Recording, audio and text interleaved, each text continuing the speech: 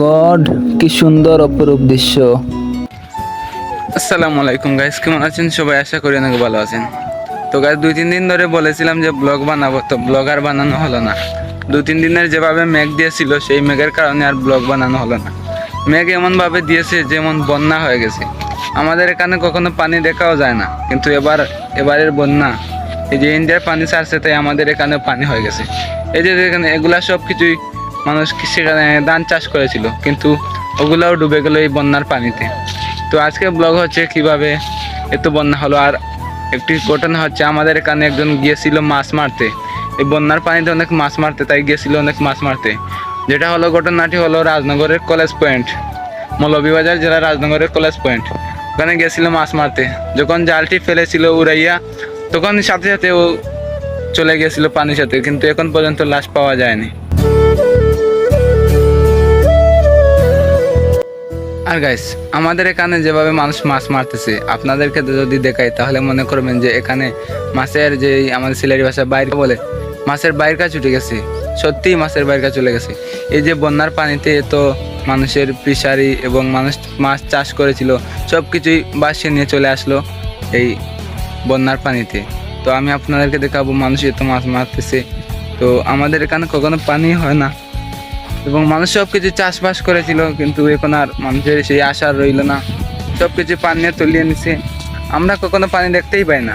এই যে হাওরটি দেখতে পাচ্ছেন, এই হাওরটি পুরোটাই আমাদের ধান চাষ করা হয় প্রতি বছরই, যেমন বরু চাষ করা হয় এবং অগ্রহায়ণ মাসের যেই আমন ধানটি চাষ করা হয়। এমন বাটে পানি উঠেছে দেখেন, কিছু কিছু পরে সব কিছুই ডুবে গেছে এই বন্যার পানিতে।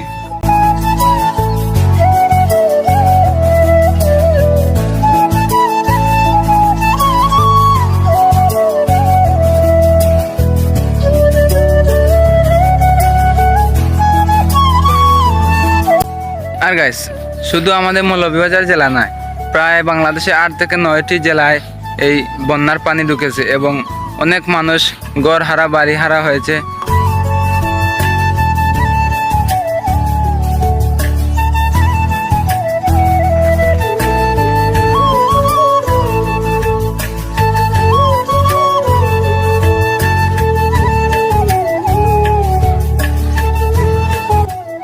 তো গাইস, সবার কাছে আমার অনুরোধ থাকবে, যারা মোটামুটি আর্থিকভাবে সচ্ছলতার দিকে আছেন তাদেরকে আমি অনুরোধ করব যে এই বন্যা প্লাবিত এলাকাগুলোতে গিয়ে আপনারা ত্রাণ সহায়তা দেন। সরকারের পাশাপাশি জনগণও যদি আমাদের এই বন্যা প্লাবিত কাজ করে, তাহলে সব কিছুই আমাদের পক্ষে বেড়ে ওঠা সম্ভব। এবং এই বন্যা কবলিত লোকদের পাশে আপনারা যদি দাঁড়ান, তাহলে অবশ্যই আল্লাহ তাআলা আপনাদের পাশে দাঁড়াবেন। নিশ্চয়ই আল্লাহ তাআলা সব কিছু জানেন। এবং এই বন্যার যেভাবে মানুষ কষ্ট করতেছে, বর্তমানে আমাদের রাজনগর থানার প্রায় কয়েকটি গ্রামই বন্যায় প্লাবিত হয়েছে এবং অনেক মানুষই মারা গেছে। প্রায় মৌলভীবাজারে পর্যন্ত 8 থেকে 9 জন মানুষের মৃত্যুর খবর এসেছে। তো সবার কাছে আমার অনুরোধ থাকবে যে এই বন্যা কবলিত মানুষের পাশে দাঁড়াবেন। তো আর কিছু বলার নেই, এখন আপনাদেরকে দেখাবো কীভাবে বন্যায় মানুষ এত মাছ মারতেছে, সব কিছু আপনাদেরকে দেখাবো।